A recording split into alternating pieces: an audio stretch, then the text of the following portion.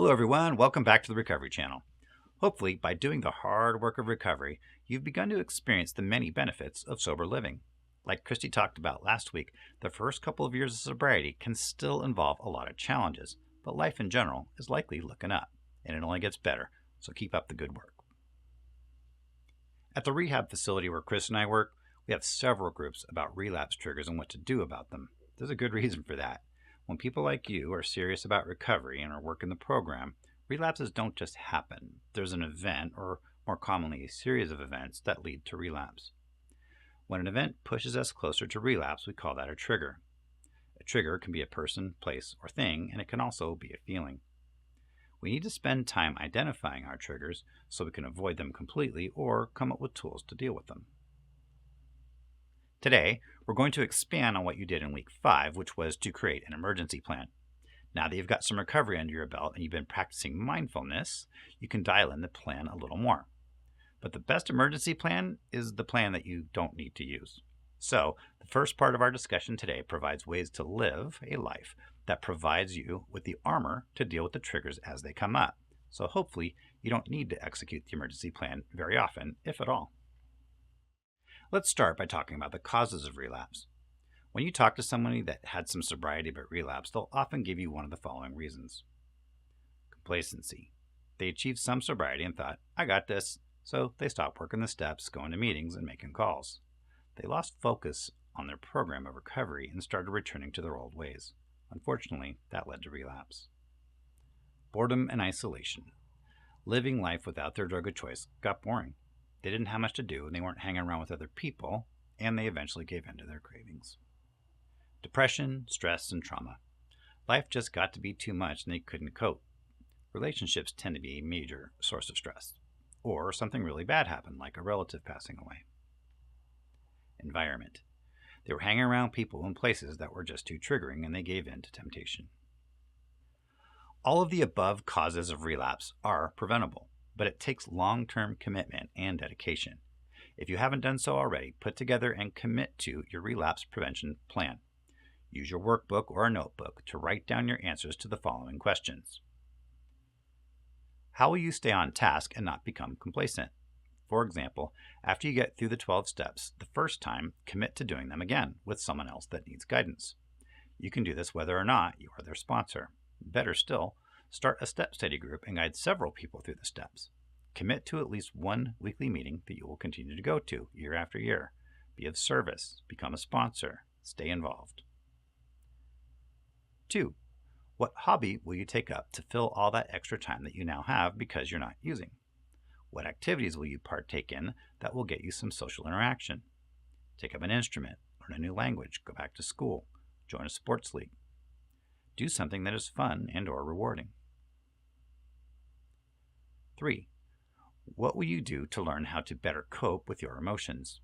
You've been using drugs and or alcohol to deal with your emotions for a long time. You need new tools. Make sure you're eating healthy and getting enough rest. Find a good therapist. Take a course on DBT skills. Practice mindful meditation. Get involved with or start a support group where you can safely be vulnerable and share your feelings. 4. How will you protect yourself from triggering places and people? Do not set yourself up for relapse by going to places or being around people that are using. You may need to cut some friends loose. You may need to excuse yourself from family gatherings. Don't make the mistake of thinking you can handle it. It's not worth the risk. You need to stay away from drugs and alcohol entirely for at least 1 year.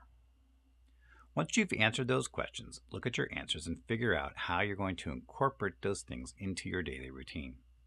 It doesn't do you any good to write the stuff down and then forget about it. Remember, sobriety takes commitment and dedication. You form new habits through repetition. Like Craig Parra likes to say, it takes a habit to break a habit. So, make these things part of your daily life. They will become habits, and those habits will take the place of your addiction and reduce the cravings.